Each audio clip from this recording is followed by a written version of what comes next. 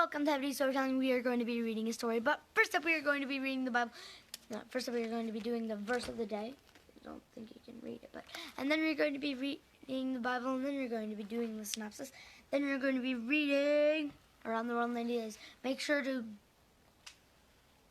shoot the like button with the bow and arrow. Bonk the shield on the subscribe button, and slash at the bell. So, we are going to be reading James 1:4. If you can guess who I am, congrats. And let steadfastness have its full effect, that you may be perfect and complete, lacking in nothing. That is James 1:4. Hope you guys enjoyed. Again, if you can guess who I am, congrats. Oh, careful. Something happened. Yep. Hi. We had an earthquake. Not really. Alright. Okay. So. Yay. Alright. So. Now. Hello. We're on Romans chapter 11. This is the English Standard Version of the Bible. And we're about to begin. I ask then, has God rejected his people? By no means. For I myself am an Israelite, a descendant of Abraham, a member of the tribe of Benjamin. God has not rejected his people, whom he foreknew. Do you not know what the scripture says of Elijah, how he appeals to God against Israel? Lord, they have killed your prophets, they have demolished your altars, and I alone am left, and they seek my life. But what is God's reply to him? I have kept for myself 7,000 men who have not bowed the knee to Baal. So, too, at the present time there is a remnant chosen by grace. But if it is by grace, it is no longer on the basis of works. Otherwise, grace would no longer be grace. What then? Israel failed to obtain what it was seeking. The elect obtained it, but the rest were hardened, as it is written. God gave them a spirit of stupor, eyes that would not see, and ears that would not hear, down to this very day. And David says, let their table become a snare and a trap, a stumbling block and a retribution for them. Let their eyes be darkened so that they cannot see, and bend their backs forever. So I ask, did they stumble in order that they might fall? By no means. Rather, through their trespass, salvation has come to the Gentiles, so as to make Israel jealous. Now, if their trespass means riches for the world, and if their failure means riches for the Gentiles, how much more will their full inclusion mean? Now I am speaking to you Gentiles, inasmuch then as I am an apostle to the Gentiles, I magnify my ministry, in order somehow to make my fellow Jews jealous, and thus save some of them. For if their rejection means the reconciliation of the world, what will their acceptance mean but life from the dead? If the dough offered as first fruits is holy, so is the whole lump, and if the root is holy, so are the branches. But if some of the branches were broken off, and you, although a wild olive shoot, were grafted in among the others, and now share in the nourishing root of the olive tree, do not be arrogant toward the branches. If you are, remember, it is not you who support the root, but the root that supports you. Then you will say, branches were broken off so that I might be grafted in. That is true. They were broken off because of their unbelief, but you stand fast through faith. So do not become proud, but fear. For if God did not spare the natural branches, neither will he spare you. Note then the kindness and the severity of God. Severity toward those who have fallen, but God's kindness to you, provided you continue in his kindness. Otherwise, you too will be cut off, and even they, if they do not continue in their unbelief, will be grafted in, for God has the power to graft them in again. For if you were cut from what is by nature a wild olive tree, and grafted contrary to nature into a cultivated olive tree, how much more will these, the natural branches, be grafted back into their own olive tree? Lest you be wise in your own sight, I do not want you to be unaware of this mystery, brothers. A partial hardening has come upon Israel until the fullness of the Gentiles has come in. And in this way all Israel will be saved, as it is written, the deliverer will come from Zion. He will banish ungodliness from Jacob, and this will be my covenant with them when I take away their sins. As regards the gospel, they are enemies for your sake, but as regards election, they are beloved for the sake of their forefathers. For the gifts and the calling of God are irrevocable. For just as you were at one time disobedient to God, but now have received mercy because of their disobedience, so they too have now been disobedient, in order that by the mercy shown to you they also may now receive mercy. For God has consigned all to disobedience, that he may have mercy on all. Oh, the depth of the riches and wisdom and knowledge of God! How unsearchable are his judgments, and how inscrutable his ways! For who has known the mind of the Lord, or who has been his counselor, or who has given a gift to him that he might be repaid? For from him and through him and to him are all things. To him be glory forever. Amen. That is the end of Romans chapter 11. So I hope that you're enjoying the reading of the scripture and that God is blessing you in that. And I don't believe that I have my Around the World in 80 Days book. It's over there, but I will get it in just a minute, right after I tell you what happened in the last section. So, first of all, they were on the boat, and the boat didn't make it to Shanghai in time, and they fell into the typhoon that was coming through and sank to the bottom of the sea. And if you remember from your history class, or your geography class rather, the sea is incredibly deep there. That's right around where the Marianas Trench is, which is the deepest part of in the world. So that's what happened to Mr. Fogg and Aouda, and fortunately also Detective Fix. But for Passepartout, he found himself on the boat the next day, and he was so overwhelmed with grief that he fell overboard and died. So that was the end of the entire party, and they didn't make it around the world. Here's Kimberly to say what really happened. You killed them all this time. I'm proud of you. Dad found a way to kill everybody who had some importance to the plot. Wow, congrats to Dad. So they actually did make it to, they made it to Shanghai. I'm not sure if it's in time or not, because they're signaling the,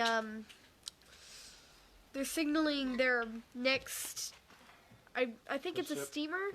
Yeah. Steamer that's going to Yokohama. Yeah, they're signaling the next steamer that goes to Yokohama, and they're hoping that they see, and they've raised the assistance flag. They're like, hey, please help us. And then they're gonna fire a cannon. And Passepartout, remember, he got really badly drunk and passed out because of Fix. He is really evil. I'm thinking Fix did it. And, well, what happened was, Passepartout now is going, he managed to wake up and lumber over to the Carnatic, which is going to Yokohama, and he made it all the way. He went all the way over to Yokohama and doesn't know what to do now. He made sure not to go into any temples with his shoes on this time, though. But at least he's got a pocket full of money, right? Nope, nothing. Nada. Zip zero. Because the title of the chapter was something like, in which Passepartout learns that it is wise to keep money on him. Something like that. I'm going to hand it off to Dad, who's going to read us a story. In which Passepartout knows it's on. Hello again! Chapter 23, in which Passepartout's nose becomes outrageously long. The first word is the, and let me begin. The next morning, poor, jaded, famished Passepartout said to himself that he must get something to eat at all hazards, and the sooner he did so, the better. He might indeed sell his watch, but he would have starved first. Now or never he must use the strong, if not melodious voice which nature had bestowed upon him. He knew several French and English songs, and resolved to try them upon the Japanese, who must be lovers of music, since they were forever pounding on their cymbals, tam-tams, and tambourines, and could not but appreciate European talent. It was perhaps rather early in the morning to get up a concert, and the audience, prematurely aroused from their slumbers, might not possibly pay their entertainer with coin bearing the Mikado's features. Passepartout therefore decided to wait several hours, and as he was sauntering along, it occurred to him that he would seem rather too well dressed for a wandering artist. The idea struck him to change his garments for clothes more in harmony with his project, by which he might also get a little money to satisfy the immediate cravings of hunger. The resolution taken, it remained to carry it out.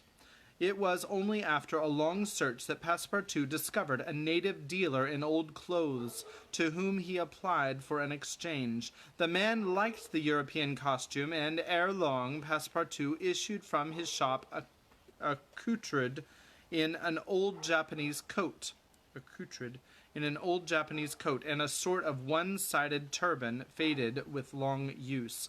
A few small pieces of silver, moreover, jingled in his pocket. Good, thought he. I will imagine I am at the carnival. His first care, after being thus Japanesed, was to enter a tea-house of modest appearance, and upon half a bird and a little rice to breakfast like a man for whom dinner was as yet a problem to be solved. Now, thought he, when he had eaten heartily, I mustn't lose my head. I can't sell this costume again for one still more Japanese. I must consider how to make the country of the sun, of which I shall not retain the most delightful of memories, as quickly as possible. It occurred to him to visit the steamers which were about to leave for America. He would offer himself as a cook or servant in payment of his passage and meals. Once at San Francisco, he would find some means of going on. The difficulty was how to traverse the 4,700 miles of the Pacific which lay between Japan and the New World.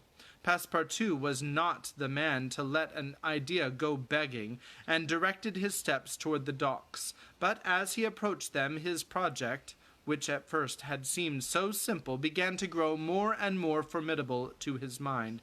What need would they have of a cook or a servant on an American steamer, and what confidence would they put in him dressed as he was? What references could he give? As he was reflecting in this wise, his eyes fell upon an immense placard which a sort of clown was carrying through the streets. This placard, which was in English, read as follows: Acrobatic Japanese Troupe, Honorable William Batulcar, Proprietor. Last representations prior to the departure to the United States of the Long Noses, under the direct patronage of the god Tingao, great attraction. The United States, said Passepartout, that's just what I want. He followed the clown and soon found himself once more in the Japanese quarter. A quarter of an hour later, he stopped before a large cabin adorned with several clusters of streamers, the exterior walls of which were designed to represent, in violent colors and without perspective, a company of jugglers. This was the Honorable William Batulcar's establishment. That gentleman was a sort of Barnum, the director of a troupe of mountebanks, jugglers, clowns, acrobats, equilibrists, and gymnasts, who, according to the placard, was giving his last performance before leaving the Empire of the Sun for the States of the Union. Passepartout entered and asked for Mr. Batulcar, who straightway appeared in person. "What do you want?" said he to Passepartout, whom he at first took for a native. "Would you like a servant, sir?" asked Passepartout. "A servant!" cried Mr. Batulcar, caressing the thick gray beard which clung from his chin. "I already have 2 who are obedient and faithful, have never left me, and serve me for their nourishment, and here they are," added he, holding out his 2 robust arms, furrowed with veins as large as the strings of a bass viol. "So I can be of no use to you?" "None." "The devil! I should like to cross the Pacific with you."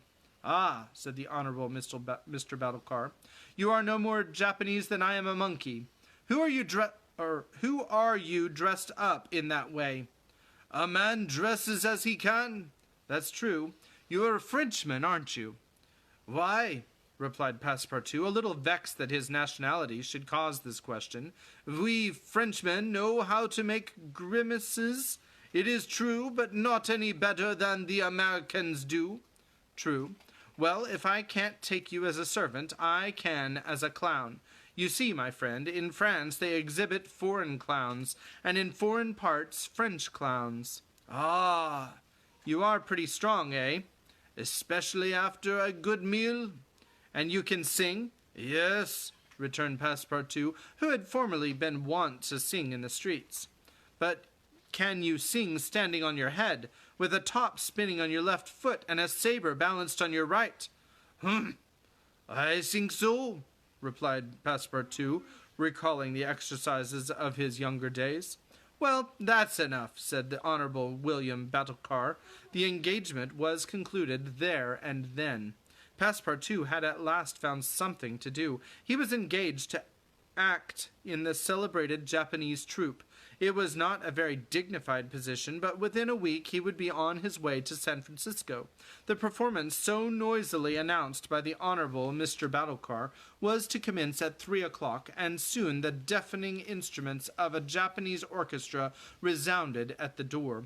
Passepartout, though he had not been able to study or rehearse a part, was designated to lend the aid of his sturdy shoulders in the great exhibition of the humid pyramid executed by the long noses of the god Tingo.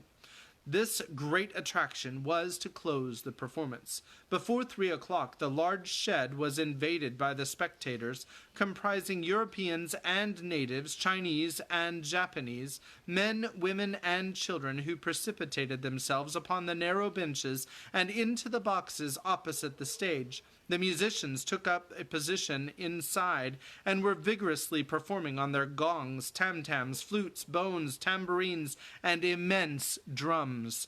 The performance was much like all acrobatic displays, but it must be confessed that the Japanese are the first equilibrists in the world.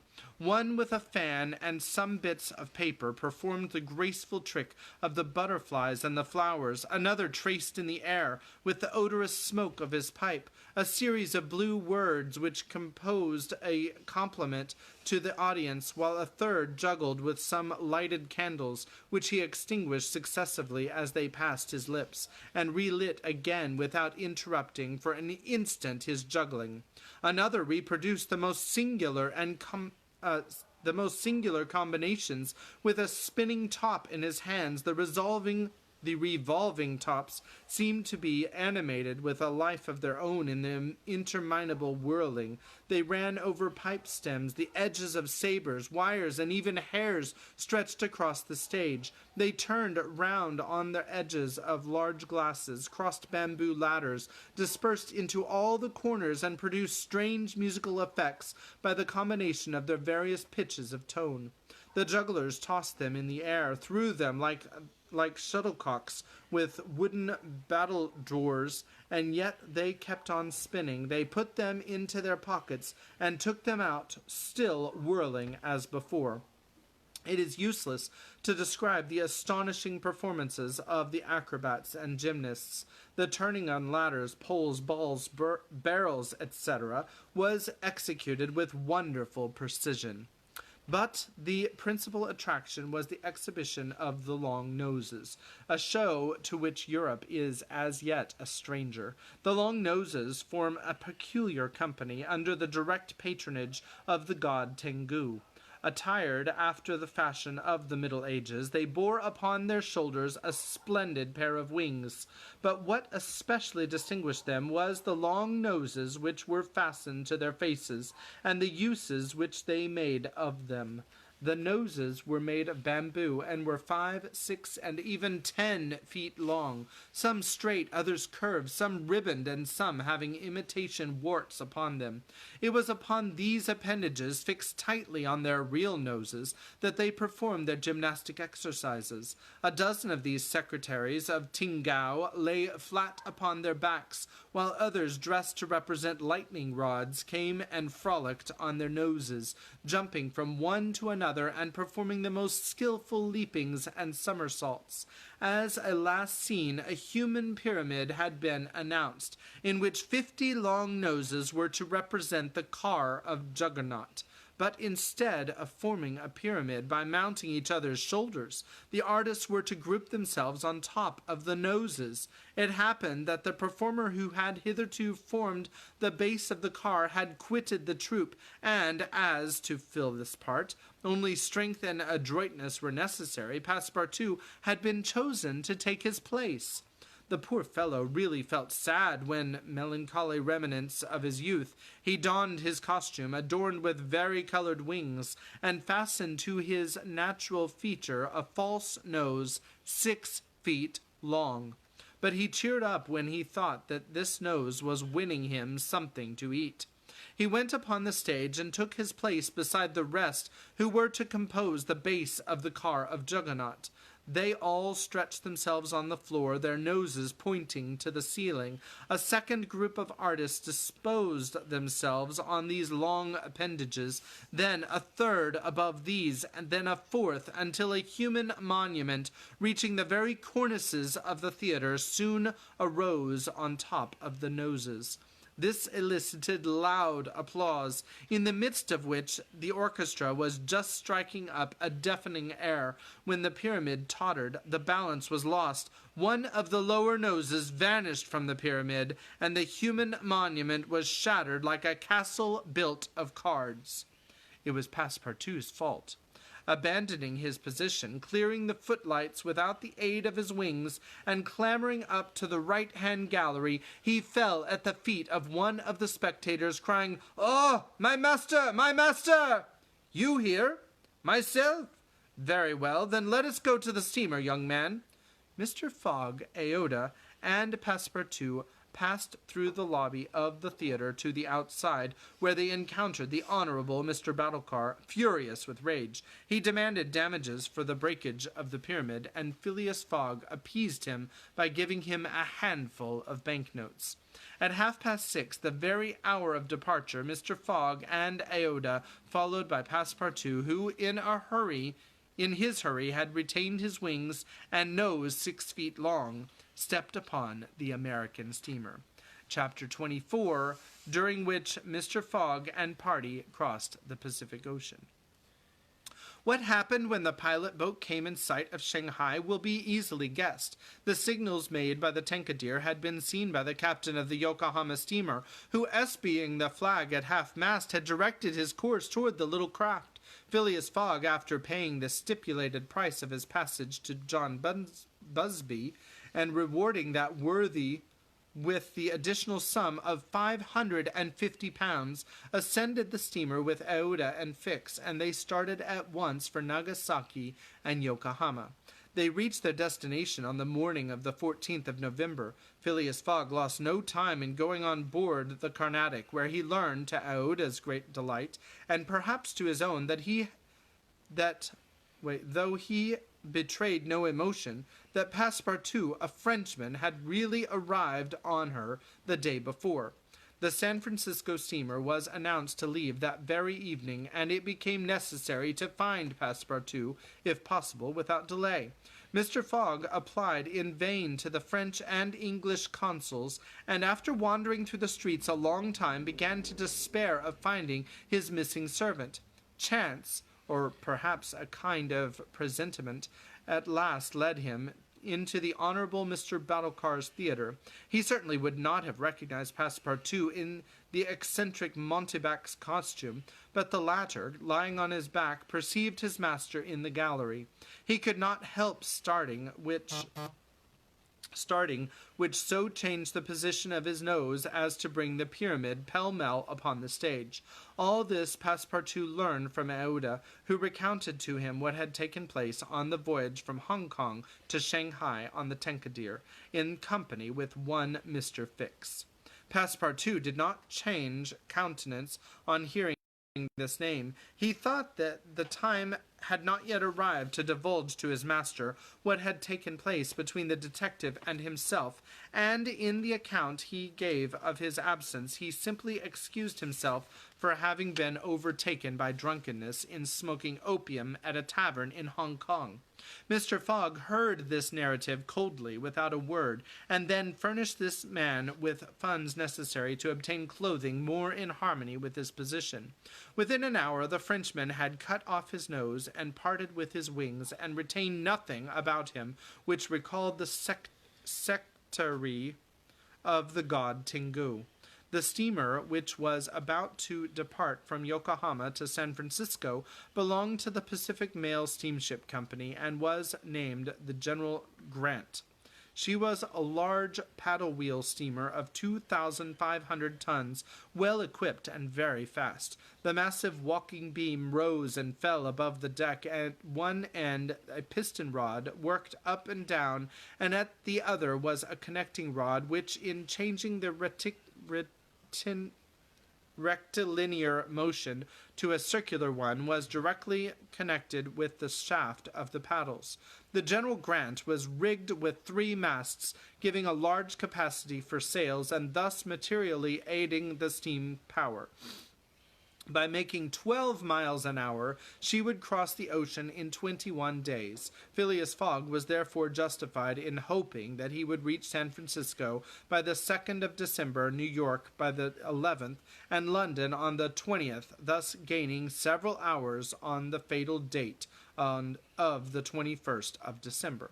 There was a full complement of passengers on board, among them English, many Americans, a large number of coolies in their way to California, and several East Indian officers who were spending their vacation in making the tour of the world. Nothing of moment happened on the voyage. The steamer, sustained on its large paddles, rolled but little, and the Pacific almost justified its name. Mr. Fogg was as calm and taciturn as ever. His young companion felt herself more and more attached to him by other ties than gratitude. His silent but generous nature impressed her more than she thought, and it was almost unconsciously that she yielded to emotions which did not seem to have the least effect upon her protector. Aouda took the keenest interest in his plans, and became impatient at any incident which seemed likely to retard his journey. She often chatted with Passepartout, who did not fail to perceive the state of the lady's heart, and being the most faithful of domestics, he never exhausted his eulogies of Phileas Fogg's honesty, generosity, and devotion. He took pains to calm Aouda's doubts of a successful termination of the journey, telling her that the most difficult part of it had passed, that now they were beyond the fantastic countries of Japan and China, and were fairly on their way to the civilized places again. A railway train from San Francisco to New York, and a transatlantic steamer from New York to Liverpool would doubtless bring them to the end of this impossible journey round the world within the period agreed upon. On the 9th day after leaving Yokohama, Phileas Fogg had traversed exactly 1/2 of the terrestrial globe. The General Grant,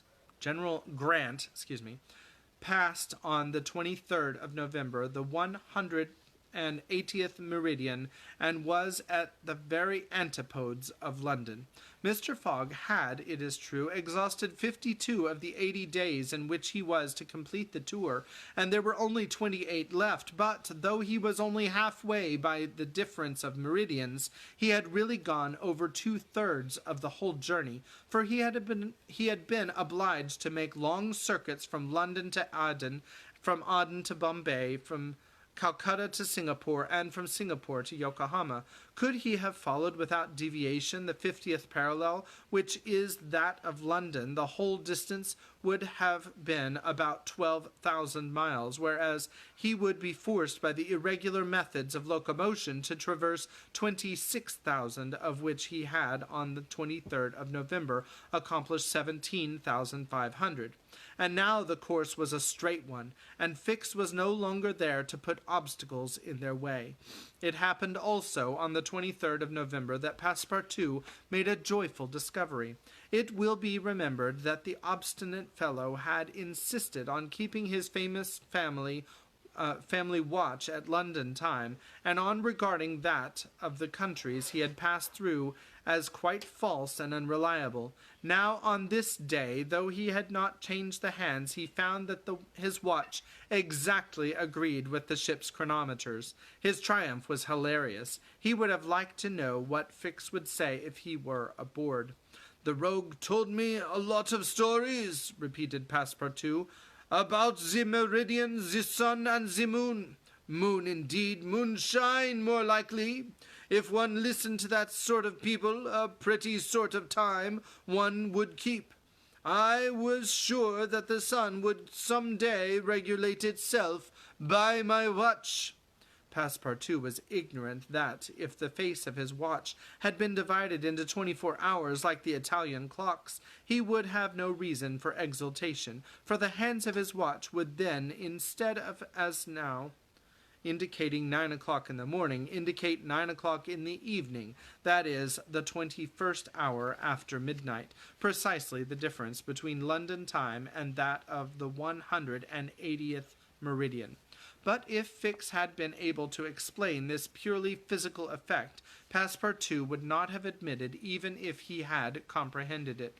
Moreover, if the detective had been on board at that moment, Passepartout would have joined issue with him on a quite different subject, and in an entirely different manner.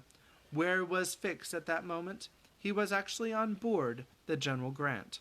On reaching Yokohama, the detective, leaving Mr. Fogg, whom he expected to meet again during the day, had repaired at once to the English consulate, where he at last found the warrant of arrest. It had followed him from Bombay, and had come by the Carnatic, on which steamer he himself was supposed to be.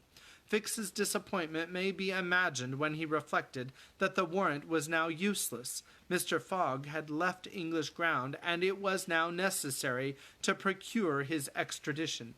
"Well," thought Fix after a moment of anger, "my warrant is not good here, but it will be good in England. The rogue evidently intends to return to his own country, thinking he has thrown the police off his track. Good. I will follow him across the Atlantic. As for the money, heaven grant there may be some left. But the fellow has already spent in travelling, rewards, trials, bail, elephants, and all sorts of charges, more than £5,000. Yet after all, the bank is rich." His course decided on, he went on board the General Grant, and was there when Mr. Fogg and Aouda arrived. To his utter amazement, he recognized Passepartout, despite his theatrical disguise. He quickly concealed himself in his cabin to avoid an awkward explanation, and hoped, thanks to the number of passengers, to remain unperceived by Mr. Fogg's servant. On that very day, however, he met Passepartout face to face on the forward deck. The latter, without a word, made a rush for him, grasped him by the throat, and much to the amusement of a group of Americans, who immediately began to bet on him, administered to the detective a perfect volley of blows, which proved the great superiority of French over English pugilistic skills. When Passepartout had finished, he found himself relieved and comforted. Fix got up in a somewhat rumpled condition, and, looking at his adversary coldly, said, "Have you done?" "For this time, yes." "Then let me have a word with you." "But I, in your master's interests?" Passepartout seemed to be vanquished by Fix's coolness, for he quietly followed him, and they sat down aside from the rest of the passengers. "You have given me a thrashing," said Fix. "Good. I expected it. Now listen to me. Up until this time, I have been Mr. Fogg's adversary. I am now in his game." "Aha!" cried Passepartout. "You are convinced he is an honest man?" "No," replied Fix coldly. "I think him a rascal." "Shh! Don't budge, and let me speak. As long as Mr. Fogg was on English ground, it was for my interest to detain him there until my warrant of arrest arrived. I did everything I could to keep him back. I sent the Bombay priests after him. I got you intoxicated at Hong Kong. I separated you from him, and I made him miss the Yokohama steamer." Passepartout listened with closed fists.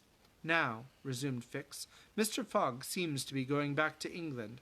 Well, I will follow him there, but hereafter I will do as much to keep obstacles out of his way as I have done up to this time to put them in his path. I've changed my game, you see, and simply because it was for my interest to change it. Your interest is the same as mine, for it is only in England that you will ascertain whether you are in the service of a criminal or an honest man." Passepartout listened very attentively to Fix, and was convinced that he spoke with entire good faith. "Are we friends?" asked the detective. "Friends? No," replied Passepartout, "but allies, perhaps. At the least sign of treason, however, I will twist your neck for you." "Agreed," said the detective quietly. 11 days later, on the 3rd of December, the General Grant entered the Bay of the Golden Gate and reached San Francisco. Mr. Fogg had neither gained nor lost a single day. Chapter 25, in which a slight glimpse is had of San Francisco. Should we read or should we stay? 1, 2, 3, 4, 5, and 5. All right. We continue. Chapter 25, in which a slight glimpse is had of San Francisco. It was 7 in the morning when Mr. Fogg, Aouda, and Passepartout set foot upon the American continent, if this name can be given to the floating quay upon which they disembarked. These quays, rising and falling with the tide, thus facilitate the loading and unloading of vessels. Alongside them were clippers of all sizes, steamers of all nationalities, and the steamboats, with several decks rising one above the other, which ply on the Sacramento and its tributaries. There were also heaped up the products of a commerce which extends to Mexico, Chile, Peru, Brazil, Europe, Asia, and all the Pacific Islands. Passepartout, in his joy on reaching at last the American continent, though he would manifest it by executing a perilous vault in fine style, but, tumbling upon some worm-eaten planks, he fell through them.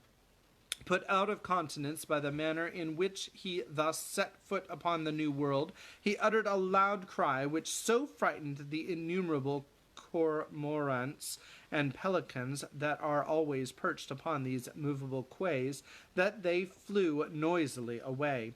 Mr. Fogg, on reaching shore, proceeded to find out at what hour the first train left for New York, and learned that this was at 6:00 p.m. He had therefore an entire day to spend in the Californian capital. Taking a carriage at a charge of $3, he and Aouda entered it, while Passepartout mounted the box beside the driver, and they set out for the International Hotel. From his exalted position, Passepartout observed with much curiosity the wide streets, the low, evenly ranged houses, the Anglo-Saxon Gothic churches, the great docks, the palatial wooden and brick warehouses, the numerous conveyances, omnibuses, horse cars, and upon the sidewalks not only Americans and Europeans, but Chinese and Indians. Passepartout was surprised at all he saw. San Francisco was no longer the legendary city of 1849, a city of banditti, assassins, and incendiaries who had flocked hither in crowds in pursuit of plunder, a paradise of outlaws where they gambled with gold dust, a revolver in one hand and a bowie knife in the other. It was now a great commercial emporium.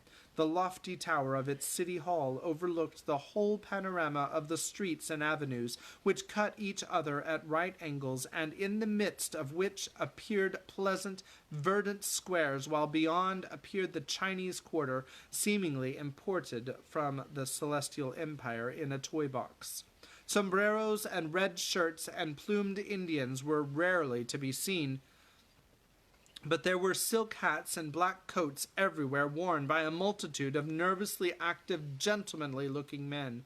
Some of the streets, especially Montgomery Street, which is to San Francisco what Regent Street is to London, the Boulevard des Italiens de Paris, and Broadway to New York, were lined with splendid and spacious stores, which exposed in their windows the products of the entire world.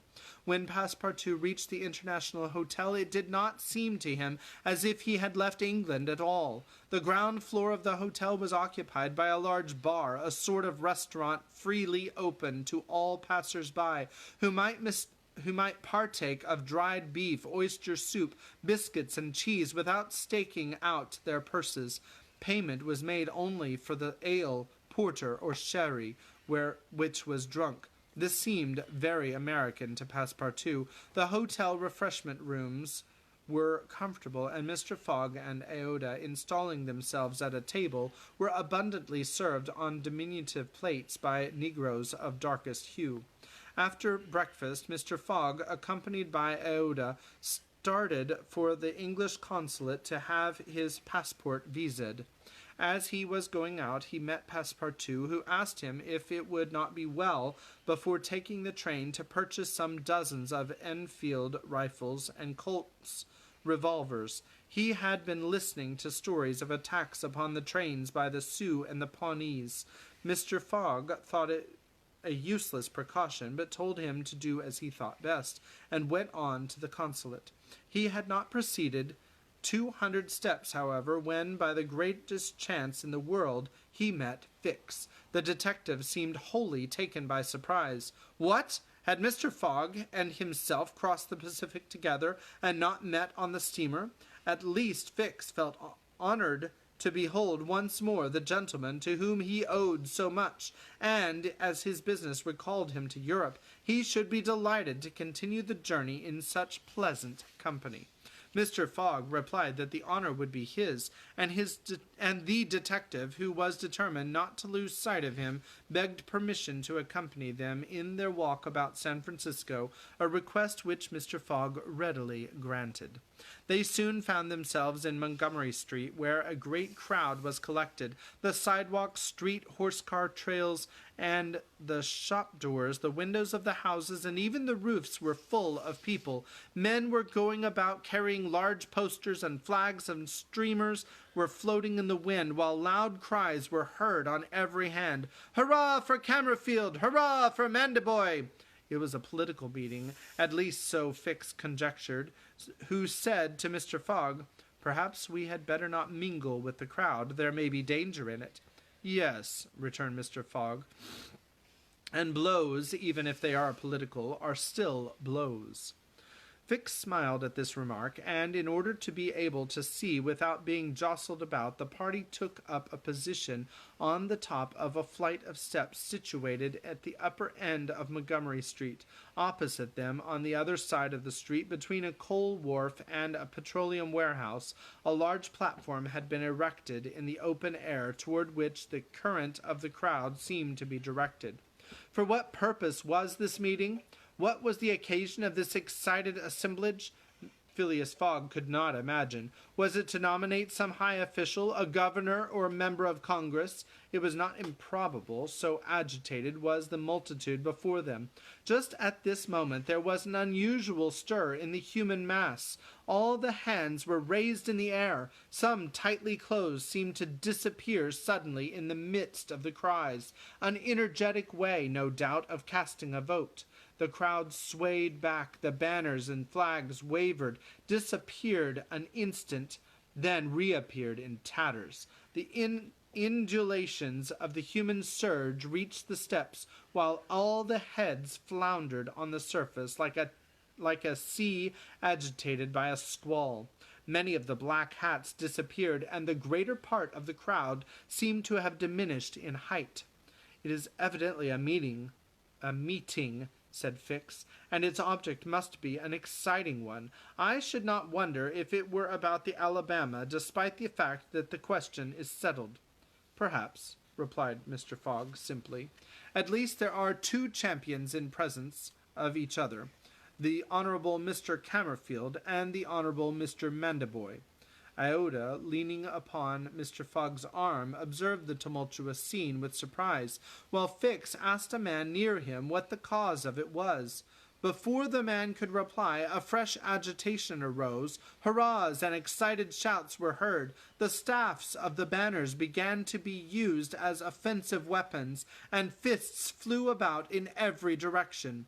Thumps were exchanged from the tops of the carriages and omnibuses which had been blocked up in the crowd. Boots and shoes went whirling through the air, and Mr. Fogg thought he even heard the crack of revolvers mingling in their din. The rout approached the stairway and flowed over the lower step. One of the parties had evidently been repulsed, but the mere lookers-on could not tell whether Mandaboy or Cammerfield had gained the upper hand. "It would be prudent for us to retire," said Fix, who was anxious that Mr. Fogg should not receive any injury, at least until they got back to London. "If there is any question about England in all this, and we were recognized, I fear it would go hard with us." "An English subject," began Mr. Fogg. He did not finish his sentence, for a terrific hubbub now arose on the terrace behind the flight of steps where they stood, and there were frantic shouts of "Hurrah for Mandaboy! Hip, hip, hurrah!" It was a band of voters come to the rescue of their allies, and taking the Cammerfield forces in flank, Mr. Fogg, Iota, and Fix found themselves between the two fires. It was too late to escape. The torrent of men, armed with loaded canes and sticks, was irresistible. Phileas Fogg and Fix were roughly hustled in their attempts to protect their fair companion. The former, as cool as ever, tried to defend himself with the weapons which nature had placed at the end of every Englishman's arm, but in vain. A big brawny fellow with a red beard, flushed face, and broad shoulders, who seemed to be the chief of the band, raised his clenched fist to strike Mr. Fogg, whom he would have given a crushing blow had not Fix rushed in and received it in his stead. An enormous bruise immediately made its appearance under the detective's silk hat, which was completely smashed in. "Yankee!" exclaimed Mr. Fogg, darting a contemptuous look at the ruffian. "Englishman!" returned the other. "We will meet again." "When you please. What is your name?" "Phileas Fogg, and yours?" "Colonel Stamp Proctor." The human tide now swept by after overturning Fix, who speedily got upon his feet again, though with tattered clothes. Happily, he was not seriously hurt. His traveling overcoat was divided into two unequal parts, and his trousers resembled those of certain Indians, which fit less compactly than they are easy to put on. Iota had escaped unharmed, and Fix alone bore marks of the fray on his black and blue bruise. "Thanks," said Mr. Fogg to the detective, as soon as they were out of the crowd. "No thanks are necessary," replied Fix, "but let us go." "Where?" "To the tailor's." Such a visit was, indeed, opportune. The clothing of both Mr. Fogg and Fix was in rags, as if they had themselves been actively engaged in the contest between Cammerfield and Mandaboy. An hour after, they were once more suitably attired, and with Aouda returned to the International Hotel. Passepartout was waiting for his master, armed with half a dozen six-barreled revolvers. When he perceived Fix, he knit his brows, but Aouda, having in a few words told him of their adventure, his countenance resumed its placid expression. Fix evidently was no longer an enemy, but an ally. He was faithfully keeping his word. Dinner over, the coach which was to convey the passengers and their luggage to the station drew up to the door. As he was getting in, Mr. Fogg said to Fix, "You have not seen this Colonel Proctor again?" "No. I will come back to America to find him," said Phileas Fogg calmly. "It would not be right for an Englishman to permit himself to be treated in that way without retaliating." The detective smiled, but did not reply. It was clear that Mr. Fogg was one of those Englishmen who, while they do not tolerate duelling at home, fight abroad when their honor is attacked. At 6:15, the travelers reached the station and found the train ready to depart. As he was about to enter it, Mr. Fogg called a porter and said to him, "My friend, was there not some trouble today in San Francisco?" "It was a political meeting, sir," replied the porter, "but I thought there was a great deal of disturbance in the streets." "It was only a meeting assembled for an election." "The election of a general-in-chief, no doubt?" asked Mr. Fogg. "No, sir, of a justice of the peace." Phileas Fogg got into the train, which started off at full speed. And that is the end of chapter 25. We'll read 26 tomorrow, and the title is "In which Phileas Fogg and party travel by the Pacific Railroad," and the first word is "from." And I hope that you're enjoying the story. And looks like we have another visit from Link, so I'll let Jonathan finish off today. Here he is. Don't kick my camera. I won't this time. Hi, so, you're right, Granny Bear, that is a long trip. 26,000 miles is a very long trip, Granny Bear.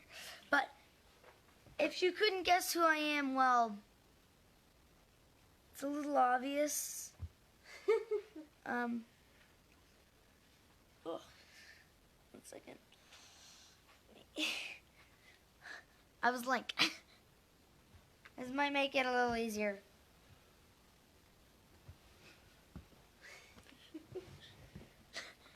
Mom made him a costume. So, I hope you guys enjoyed. Actually, I already said that. So, hope you guys enjoyed. See you next time.